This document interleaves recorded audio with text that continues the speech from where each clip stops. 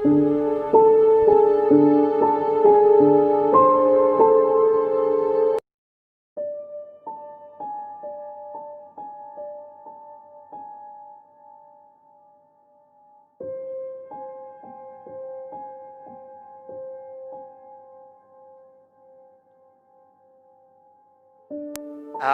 mga ka-istorya tindak? Magandang araw sa inyo. Gabi o tanghali man sa kinalalagyan nyo ngayon. Sana mag-iingat kayo lagi at huwag niyong pababayaan ang sarili nyo, lalo na sa panahon ngayon na hindi pa rin tayo natatapos sa pandemic na yan.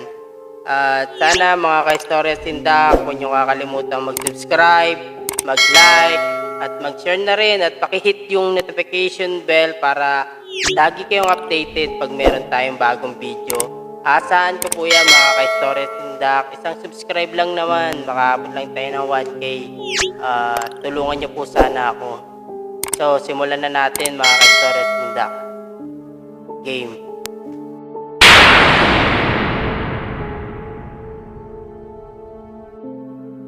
Ang bantay.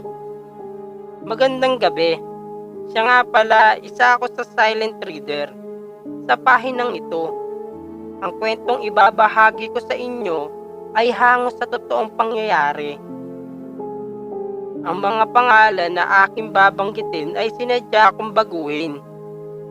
Ngayon pa lang ay humihingi na ako ng paumanhin sapagkat mahaba itong kwentong aking ibabahagi. Naganap ito noong taong 2019, buwan ng Abril sa probinsya ng Batangas. Lingid sa kaalaman ng iba, ako ay may ikatlong mata at nakakaramdam ng presensya ng ibang nilalang. Panahon ng tag-init noon, summer, kaya napagkasunduan namin ng aking mga katrabaho na magbakasyon at napagpasyahan sa bahay na lang ni na Ate Sai. Kaya tumuloy para makatipid na din.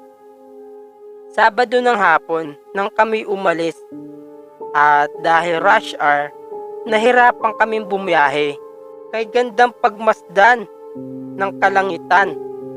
Lalo pat tila malapit lamang sa amin ang mga bituin. Kung sa bagay, nasa probinsya at malayo sa mga gusali at kabahayan. Hating gabi na nang kami makarating sa aming destinasyon. Unang tapak ko pa lang sa bahay ay alam ko na bukod sa amin ay may iba pa kaming kasama dito. Ang bahay ay napapaligiran ng mga puno. Halos kalapit na din ang tubuhan at malawak na bukrin. Bagamat may kalumaan na, ay maganda naman ito. May 3 silid at malawak na sala. Ang kusina ay nasa bandang likuran ng bahay na malapit sa pinto na kapag iyong binuksan ay makikita mo ang kanilang maliliit na kamalig. Nasa bandang kusina din ang kanilang palikuran. 2 ang kanilang kamalig, isa sa harap at isa rin naman sa likod bahay. Mga magulang na lang ni Ate Sai ang nakatira dito dahil sa tagig na ito naninirahan. Sa kabilang bahay naman nakatira sina Ate Sen, nakakabatang kapatid ni Ate Sai. Habang abala ang iba sa pagluluto, ang ilan naman sa amin ay nagpapahinga. Sa unahan, kamalig. 2 gabi kami mamamalagi sa Batangas. Lunes ng umaga ang luwas namin pagkatapos ng hapunan. Kaya kanya-kanya na kaming pwesto para matulog. Pinili kong matulog sa sopa sa may sala. Di kasi ako sanay nang may katabi. Si Ivan, Dylan, Iris at Sian ay magkakatabi sa lapag ng sala na halos kalapit ko lang din. Naglatag sila ng sapin. Sina Kuya Anthony naman ay at asawa nito ay sa unang silid na halos tapat lang ng sala kung saan kami matutulog. Yung mga kasamahan naman naming 5 mga babae ay sa ikalawang silid. Silid nila Tatay Dante. Sina Ate Sian at ang anak nito ay magkasama din sa ikatlong silid. Sina Nanay Amanda ay sa kabilang bahay muna. Nakitulog kina Ate Sen. Hindi ako makatulog ng mga oras na yon. Namamahay kumbaga. Pinilit ko talagang matulog kasi lahat ng mga kasama ko ay mga tulog na. Mga pasado 3:00 ng madaling araw, naalimpungatan ako. Pagdilat ko, may naaninag akong tao sa may bandang kusina. Tanaw kasi mula sa higaan ko ang kanilang kusina. Bagamat madilim, masasabi kong ito'y lalaki base sa tindig nito. Matangkad din ito at may kalakihan ng katawan. Ako'y lubos na nagtataka ng mga panahong iyon. Tiningnan ko yung mga kasamahan kong lalaki. Pero kompleto naman kami. Imposibleng si Kuya Anthony. Yun dahil di naman ito katangkaran. Malabo ding si Tatay Dante, tatay ni Ate Sai. Kasi nasa kabilang bahay sila natulog ni Nanay Amanda. At nakatungkod dito kung maglakad, kaya malabo talaga. Sinundan ko ng tingin ang lalaki at ito'y nagpunta sa likod bahay kung saan puro kakahuyan. Bigla itong naglaho na labis kong ipinagtaka. Marahil ito na ang presensyang nararamdam ko kanina lang bago pumasok sa bahay. Hindi pa din ako makapaniwala sa aking nasaksihan. Hindi ko na malayan na nakatulog ako sa labis na pag-iisip at nagising na lamang sa lakas ng tilaok ng mga manok. Araw ng linggo. Abala ang lahat sa pag-aasikaso ng babaunin at dadalhin namin sa dagat. Pansamantala kong nakalimutan ang aking nasaksihan nito lamang dahil sa sobrang ganda ng tanawin mula sa bangka na aming sinasakyan papunta sa kabilang isla. Sabayan pa ng hiyawan ng aking mga kasama na tulad ko ay namamangha din sa malakristal na dagat at ng tanawin mula rito. Dapit hapon na nang kami ay matapos, oras na para bumalik at para makapagpahinga na din. Sobrang sulit ang lahat ng pagod sa biyahe, lalo na nang makita namin ang angking ganda ng karagatan at ang pinong buhangin sa dalampasigan. Nauna na nagpaalam sila Kuya Anthony at asawa nito. Kami dumiretso na sa bahay nila Ate Sai. Kinaumagahan na ang luwas namin. Pagbalik sa bahay ay sumagi sa aking isipan ang lalaki kung ano o sino ba talaga ito. Habang ako'y nagmumuni-muni sa kamalig, kasama sina Ivan at Sian na abala sa kanilang pag-uusap, ay nagulat ako sa tapik nitong si Dylan. Pinapatawag raw kami at maghahapunan na. Pagkatapos ng hapunan, kanya-kanyang peso na ang lahat dahil kinaumagahan ay luluwas na kami. Maaga kaming natulog. Marahil dahil na rin ng pagod dahil gawa ng pagtulog. Ang nabago lang ay bakante ang unang kwarto na siyang tinulugan nila Kuya Anthony at ng asawa nito, sapagkat nauna na silang lumuwas nitong kinahapunan lamang. Hindi alam nila Tatay Dante ang pagluwas ng mga ito, kaya sa kabilang bahay pa din sila nakitulog. Nagising ako sa di ka may paliwanag na dahilan. Nang tingnan ko ang aking orasan, pambisig, ay pasado 3:00 na ng madaling araw. Eksaktong oras kung kailan ko nakita ang lalaking nakaitim. Nang mga panahong iyon, batid kong magkakaengkwentro na kaming muli. At hindi nga't di ako nagkamali. Alam kong alam niya na nakikita ko siya, pero ang lubos kong ipinagtataka ay ayaw niyang ipakita ang kanyang mukha sa akin. Nakita ko siya na nakatayo sa pinto kung saan natulog sila Kuya Anthony nung nakaraang gabi, na ngayon ay bakante na. Dahil na unang lumuwas sila Kuya, nasaksihan ng aking dalawang mata kung paano tumagos mula sa pinto ang lalaki. Simulat sa pula, alam ko nang hindi ito tao at hindi din masasabing kapre, sapagkat mabalahibo at malahigante ang huli.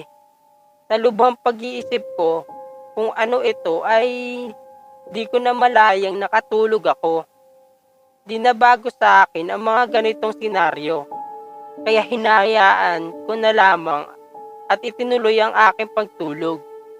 Nagising na lang ako sa ingay ng aking mga kasamahan na noon abala sa pamimitas ng mga prutas, mangga, santol, abukado at iba pa. Sila'y tuwang-tuwa na animoy mga bata na binigyan ng candy at tsokolate. Bago umuwi, kami ay naglibot-libot muna. Maganda pala talaga ang lugar nila Ate Sai, lalo na sa kanilang likod bahay. Maraming puno't halaman at bukuri na sobrang lawak at kay gandang pagmasdan. Sa taglay na kagandahan nito ay di mo talaga akalaing may kakaibang nilalang na naninirahan dito, na kasama nila sa bahay. Matapos naming mananghalian, ay nagpaalam na kami kina Tatay Dante at Nanay Amanda na kami luluwas na ng Maynila. Kami ay nagagalak sa kabutihang ipinamalas nila sa amin. Mababakas sa mukha ng aking mga kasamaan ang kaligayahan dulot ng aming maikling bakasyon. Gayon din sa akin, sa kabila ng lahat na naging maayos naman ang lahat. Sadyang ang kay sarap manirahan sa probinsya, sapagkat sariwa ang hangin, pati na din ang mga pagkain. Kung ako ang papipiliin ay mas gugustuhin kong manirahan sa probinsya kaysa sa maingay na lungsod. Lumipas ang araw at pansamantala kong nakalimutan ang senaryo sa bahay nila Ate Sai, sapagkat subsob sa trabaho, mas naging abala pa sa mga sumunod na araw dahil maraming trabaho na kailangan tapusin. Isinantabi ko muna ang isiping iyon. Paminsan-minsay sumasagi pa rin ito sa aking isipan ang nilalang na iyon. Dala rin ng matinding kuryosidad ay kinausap ko ng masinsinan si Ate Sai tungkol dito. Tinanong ko sa kanya ang history ng kanilang bahay sa Batangas at kung sino ang lalaking nakaitim na nakita ko. Nagulat si Ate Sai sa akin. Tinuran. Ayon sa kanya, base sa aking paglalarawan dito, ang lalaking matangkad na nakaitim ay ang kanilang nakakatandang kapatid na pumanaw na 3 taon na ang nakakaraan. Hindi nila malaman kung ano ang kinamatay nito, sapagkat wala naman daw itong sakit. Kumbaga, biglaan ang pagkamatay nito. Ayon din sa kanya ay may iba pa daw na tao ang nakatira dito na kanila ding panauhin. Sa isip ko'y baka pareho ko na may kakaibang kakayahan. Sobrang bait daw nito nung nabubuhay pa. At ni minsan ay di sumuway sa mga magulang, mapagmahal sa pamilya, lalo na sa kanilang ama. Nung nabubuhay pa raw siya, ang tagapag-alaga ng kanilang ama, sapagkat sakitin nito. at ang silid kung saan ko ito nakitang unti-unting naglaho na tila bula ay ang silid mismo nito nung nabubuhay pa. Nang minsan magkasakit ng malubha ang kanilang ama, ay ito rin ang nakita ng mga manggagamot o albularyo.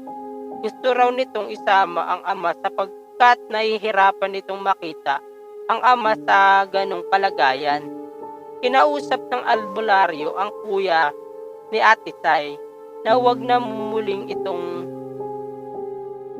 gawin, na kung gustong tumulong ay gabayan na lamang ito at bantayan. Mula noon, hindi na nagkakasakit ng malubha ang kanilang ama dahil di umano sa tagapangalaga nito. Alam ng pamilya ni Ate Sai na ligtas sila sapagkat nandyan lang ang kanilang kuya na patuloy na nagmamahal, nagproprotekta at nagbabantay sa kanila. Ni minsan daw ay di nito nagawang magpakita ni isa man sa miyembro ng kanilang pamilya sapagkat alam niya na matatakotin ang mga ito. Mabait naman daw ito at hindi nananakit. Ito rin ang nagsisilbing tagapangalaga ng kanilang tahanan, kaya walang sinuman ang nagtatangkang manloob o magnakaw kapag wala sila tatay Dante at nanay Amanda. Di maiwasang maluwa ni Ate Sai sa kanyang huling tinuran. Mababakas mo sa kanyang mukha ang kalungkutan at pagnanais na makita muli ang kanilang nakakatandang kapatid na si Kuya Sandro.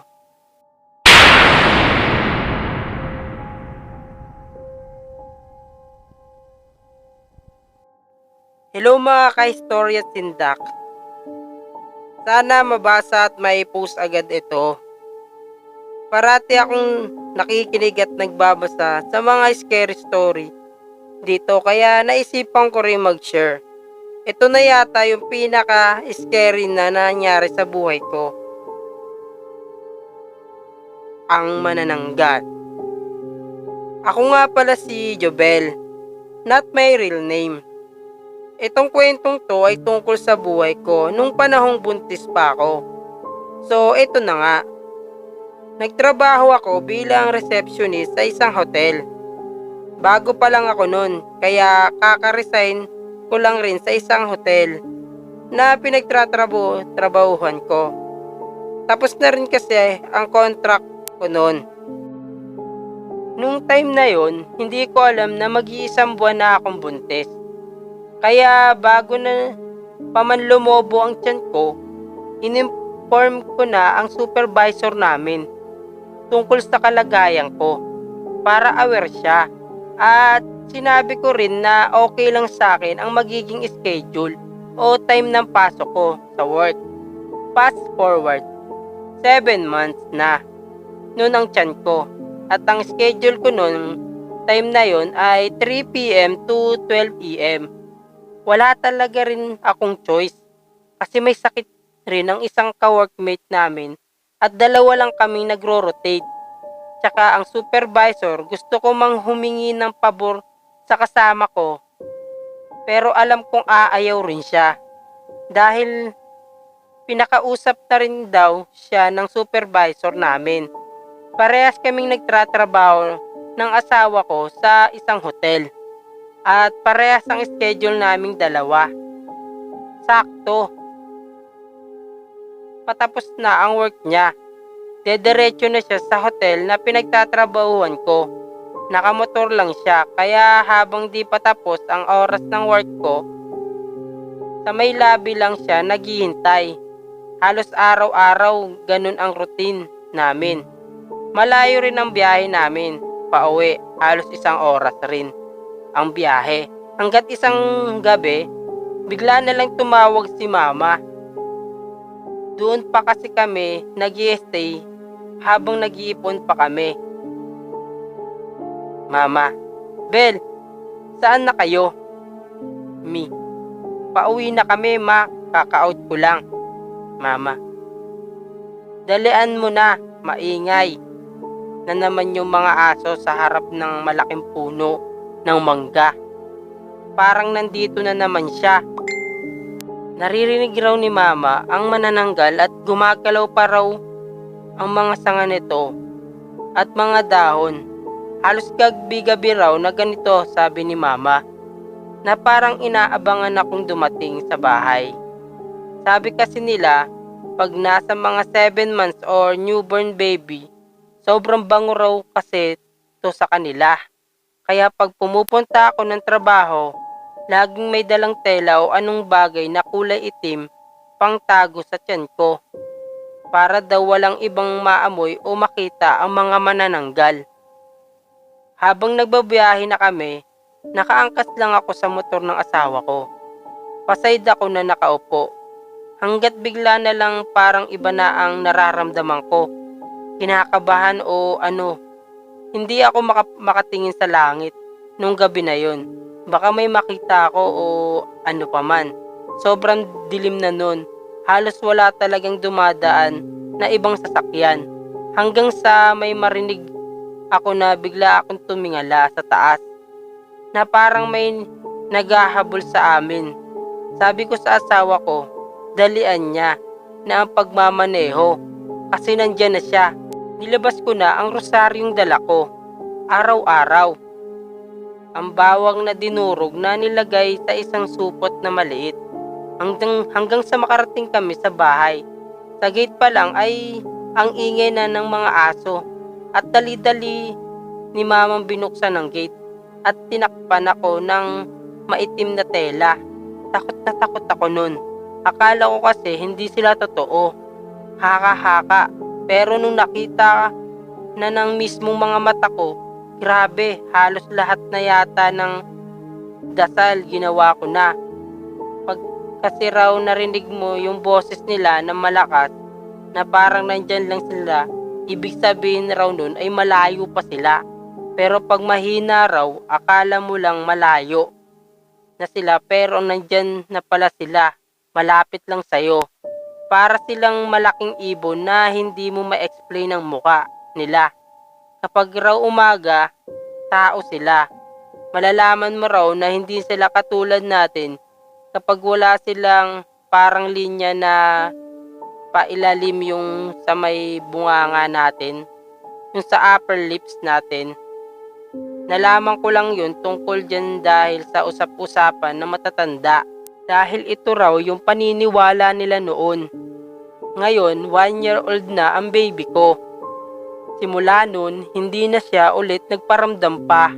Pagkatapos ko kasi manganak sa mga bintana sa taas ng pintuan namin, nilalagyan ko talaga ng mga bawang.